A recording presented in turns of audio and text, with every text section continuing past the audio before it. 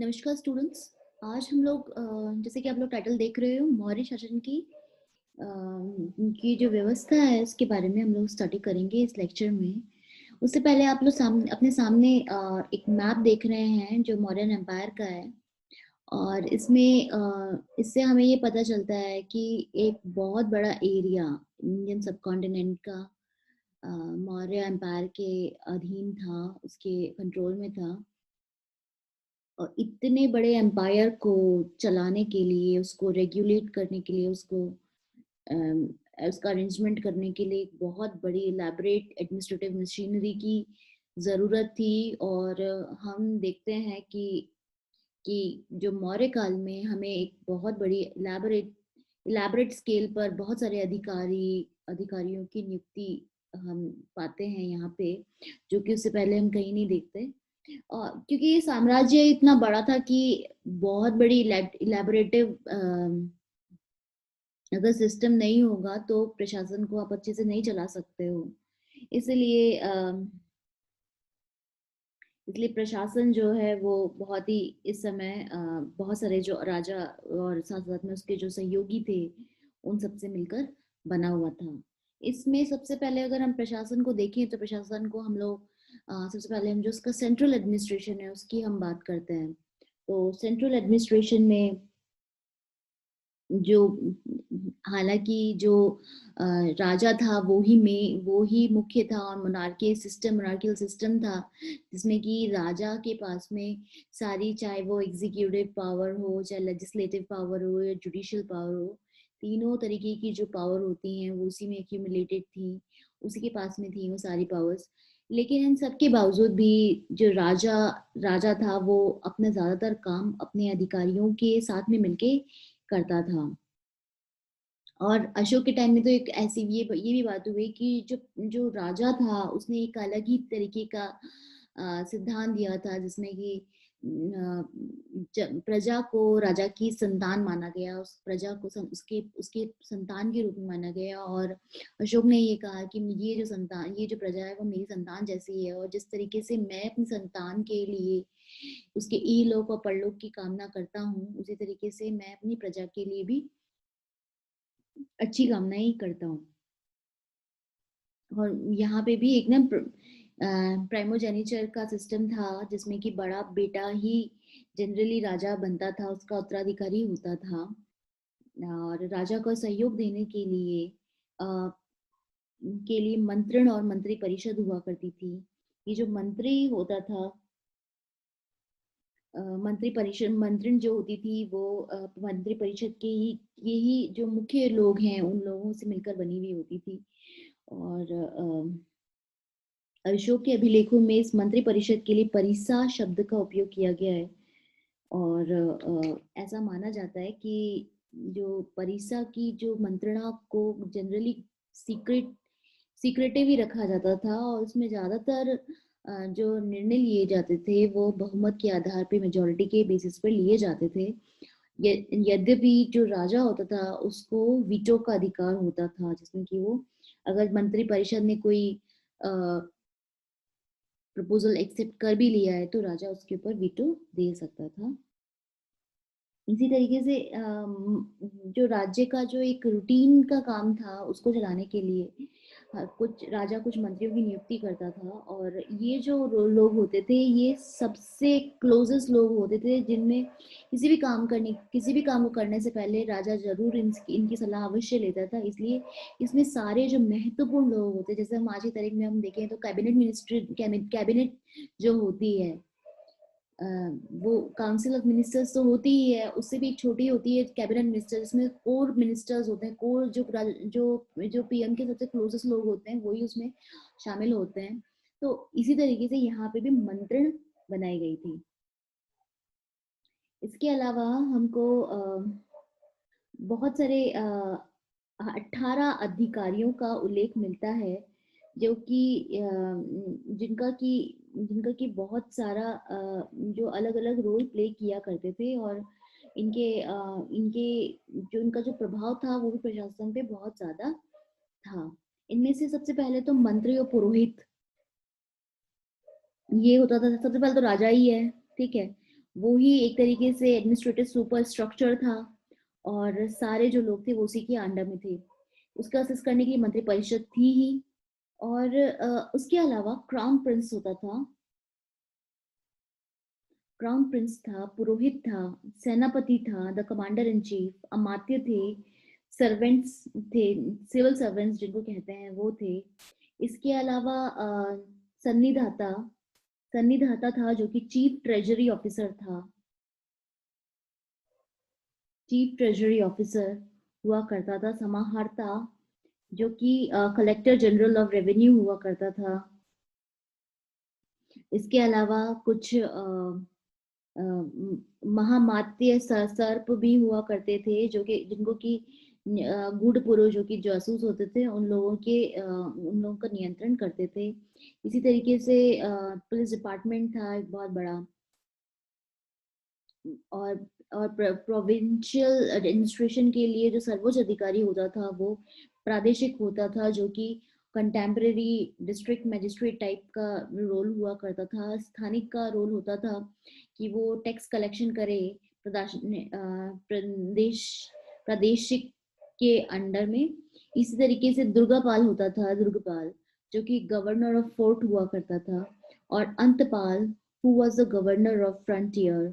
अक्षत अक्षपा अक्षपत पाताल जो कि अकाउंटेंट जनरल होता था। लिपिकार भी हुआ करते थे जो कि बेसिकली स्क्राइब्स थे और लिखने का काम करते थे। इसी तरीके से गोपाल होते थे जो कि दे वर रिस्पॉन्सिबल फॉर अकाउंट्स। इसी तरीके से जो म्यूनिसिपल एडमिनिस्ट्रेशन था वो भी बहुत ही बड़ा इलेबोरेट स्केल पे था। जैसे नागरक हुआ करते थे जो कि इंचार्ज ऑफ सिटी एडमिनिस्ट्रेशन होते थे। सीता अध्यक्ष था इसका की रोल सुपरवाइजर ऑफ एग्रीकल्चर था। समस्था अध्यक्ष था जो कि सुप्रिटेंडेंट ऑफ मार्केट था।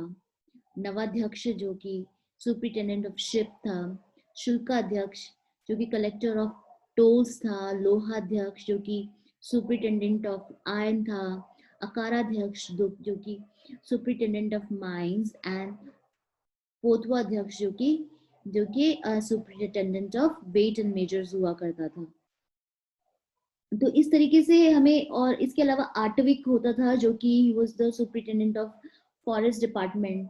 इसी तरीके से आंतरवशिक होता था एक जो कि बॉडीगार्ड्स का सुप्रिटेंडेंट हुआ करता था। तो इस तरीके से बहुत सारे हमें ये जो 18 तीर्थों की जानकारी हमको इन्हें 18 तीर्थ भी कहा गया है।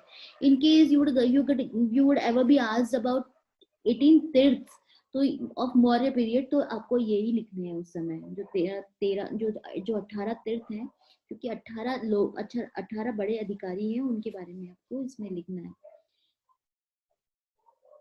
इसी तरीके से जो प्रशासन था उसको भी रेगुलेट करने के लिए प्रशासन को विभाजित किया गया था और हमें यद्यपि बहुत सारे जो प्रशासन के जो बहुत सारे जो प्रदेश है प्रांतों की जानकारी बहुत ज्यादा डिटेल में नहीं मिलती है चंद्रगुप्त मौर्य के टाइम में, लेकिन अशोक के टाइम में हमें बहुत सारी जानकारी मिलती है और उसके अनुसार हम पता चलता है कि जो मौर्य साम्राज्य है उसको 5 प्रांतों में डिवाइड किया गया था। पहला था उत्तरापथ जिसकी राजधानी उत्तरापथ यानी कि ये वाला जो एरिया था जिसकी राजधानी तक्षशिला थी जिसमें गांधार, कंबोज, कश्मीर, अफगानिस्तान, पंजाब का जो क्षेत्र है वो सब इसका हिस्सा हुआ करता था। इसके अलावा प्राच्य देश यानी कि मध्य देश जिसकी राजधानी पाटलिपुत्र थी। इसमें गुजरात, इसमें उत्तर प्रदेश, बिहार, बंगाल का जो पूरा क्षेत्र है वो पुंड्रवर्धन वगैरह जो सारा क्षेत्र है वो इसमें आता था। इसके अलावा पश्चिमी प्रांत जिसे अवंती राष्ट्र भी कहा गया है इसकी जो राजधानी थी वो उज्जैनी थी और इसमें गुजरात, काठियावाड़, ये जो गिरनार वगैरह का जो एरिया है, मालवा, ये जो क्षेत्र थे इसमें थे। इसके अलावा कलिंग का क्षेत्र माना जाता था। कलिंग का क्षेत्र इसकी राजधानी तोशाली थी जो कि न्यूली सब्जुगेटेड एरिया था अशोक के द्वारा, उसको इसमें शामिल किया गया था। इसके अलावा दक्षिणापथ था, जो कि विंध्याचल पर्वत यानी कि यहाँ के जो आसपास का जो क्षेत्र है उससे नीचे का जो भाग था वो विंध्याचल के दक्षिण का भूभाग इसमें शामिल था। इस तरीके से 5 जो एडमिनिस्ट्रेशन जो लोकल एडमिनिस्ट्रेशन जो स्टेट एडमिनिस्ट्रेशन है उसकी हमको जानकारी मिलती है। इसके अलावा इन प्रांतों को भी प्रशासन की दृष्टि से और उसके सुटेबिलिटी फॉर द एडमिनिस्ट्रेशन के हिसाब से उसको भी कई भागों में बांट दिया गया था। जैसे जनपद कहा जाता था, स्थानीय जो कि 800 गांव का एक ग्रुप होता था, एक क्लस्टर होता था, उनको स्थानीय कहा जाता था। इसी तरीके से द्रोणमुख, क्योंकि 400 गांव का एक क्लस्टर हुआ करता था, उसको कहा जाता था। इसके अतिरिक्त खारवटिक, जिसमें कि around 200 villages were there in the group. और पांचवा जो कि संग्रहण, जिसमें कि 100 गांव हुआ करते थे। और सबसे जो लास्ट इकाई थी वो थी, मूल इकाई जो थी वो थी विलेज, यानी कि जो विलेज थी वो सबसे छोटी इकाई थी। सबसे पहले सेंटर, प्रांत, उसके बाद में जनपद, स्थानीय, द्रोणमुख, जो जो जो केंद्र था वो प्रांतों में विभाजित था, और जो ये जो प्रांत थे वो जनपदों में विभाजित थे, और ये जनपद थे वो स्थानीय में विभाजित थे, और ये जो स्थानीय थे वो द्रोणमुख में विभाजित थे। द्रोणमुख खारवटिक में विभाजित थे, और खारवटिक संग्रहण में विभाजित थे। और ये जो संग्रहण है, जो कि 100 गांव का समूह था, वो विभिन्न गांव में बटा हुआ था। और जो फाइनली प्रशासन की सबसे छोटी इकाई थी वो गांव थी। प्रांत का सर्वोच्च अधिकारी, इसको कुमार महामाते कहा जाता था। जनपद का सर्वोच्च अधिकारी समाहर्ता था, और जो जनपद की सभाएं होती थी वो भी जनपद कही जाती थी। नगरों के प्रशासन के बारे में भी हमको बहुत डिटेल में जानकारी मिलती है। मेगास्थनीज की जो इंडिका है उससे हमें जानकारी मिलती है, और उसमें उसने ये लिखा है कि जो नगर था वो करीब 30 लोगों के 30 लोगों के नगर मंडल के द्वारा नगर का प्रशासन होता था। और ये जो लोग थे विभिन्न भिन्न कार्यों के लिए करीब 6 कमिटीज में डिवाइडेड थे। ऐसा माना जाता है कि ये जो नागरिक था उसकी देखरेख में ये नगर मंडल अपना सारा काम किया करता था। मेगास्थनीज ने पाटलिपुत्र में 6 समितियों का विवरण दिया हुआ है। इनमें प्रत्येक समिति में 5-5 लोग हुआ करते थे। जो पहली समिति थी उसका काम था उद्योग धंधे का, जो भी जो इंडस्ट्री रिलेटेड मटेरियल होता था, चाहे वो इंडस्ट्री का मैटर जो भी होता था, उनकी देखभाल करना, लेबर लॉस को इम्प्लीमेंट करना, इस तरीके के काम वो करती थी। दूसरी समिति होती थी जो कि जो भी फॉरेनर्स यहाँ पर उस समय है, क्योंकि हम जानते हैं कि मौर्य टाइम में बहुत सारे जो डिप्लोमेटिक रिलेशंस यहाँ मौर्य किंग्स ने दूसरे देश के राजाओं के साथ में स्टैब्लिश किए थे, तो इसीलिए एक पूरी कमेटी बनाई गई थी जिसमें कि विदेशियों की देखभाल को बहुत ही इम्पोर्टेंट माना गया था। और उनकी उनकी उनकी जो गतिविधियों की, भोजन की, औषधि, इन सब की व्यवस्था उन सब पे ध्यान देती थी। और अगर किसी की डेथ हो जाए, किसी फॉरेनर की अगर डेथ हो जाए, तो उसको उसकी परंपरा के अनुसार उसका अंतिम संस्कार करना और उसकी संपत्ति को पहुंचाना, उसकी संपत्ति को उसके सही अधिकारियों के पास में पहुंचाना इस समिति का कार्य था। तीसरी जो सबसे इंटरेस्टिंग समिति थी वो थी जनगणना समिति, यानी कि सेंसस उस समय हुआ करते थे, which was very astonishing for that period. क्योंकि वो जो सेंसस हुए उसके बाद में हमारे यहाँ पे बाद में अंग्रेजों ने 1880s में ही किए सेंसस, लॉर्ड रिपन के टाइम में हुए, और उससे पहले सेंसस हुए ही नहीं। तो ये अपने आप में ही एक बहुत यूनिक बात है। और यहाँ पर न केवल सेंसस होते थे, बल्कि जो भी लोग मर गए हैं या जन्मे हैं उनका भी एक डाटा कलेक्ट किया जाता था। तीसरी समिति जो कि कॉमर्शियल एक्टिविटीज को देखती थी, और साथ साथ में ये देखती थी कि जो सामान मार्केट में बिक रहा है उसका सही तरीके से उसका जो भी उसका मेजरमेंट है वो सही है या नहीं है। और कहीं जो जो व्यापारी हैं, ट्रेडर्स हैं, कहीं वो जरूरत से ज्यादा मूल्य तो वसूल नहीं कर रहे हैं। और उनके ऊपर जो भी टैक्सेस लगते थे उन सबको वो रेगुलेट करती थी। इसी तरीके से जो फिफ्थ कमिटी थी उसका काम था जो भी अडल्ट्रेशन होता है नई और पुरानी वस्तुओं के बीच में उन सबको रोकना था। कोई भी एक वेदिका एक दुकानदार एक ही समय में नई और पुरानी चीजों को एक साथ में नहीं बेच सकता था।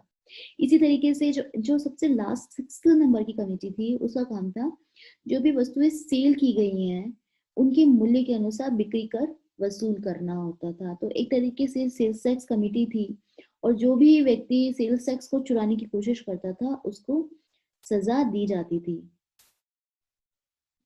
तो ये एक बड़ा अचीवमेंट हमको उस समय देखने को मिलता है।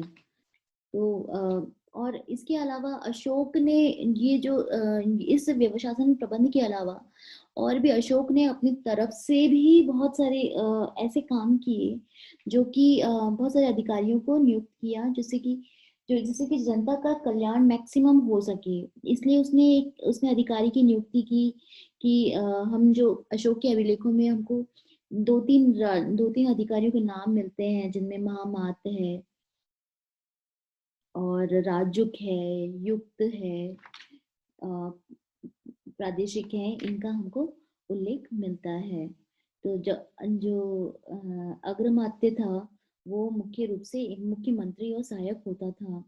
इसके अलावा राजुक होता था जो कि प्रांतीय स्तर के अधिकारी होते थे और इनका काम था जनता की सुख सुविधाओं की देखभाल करना।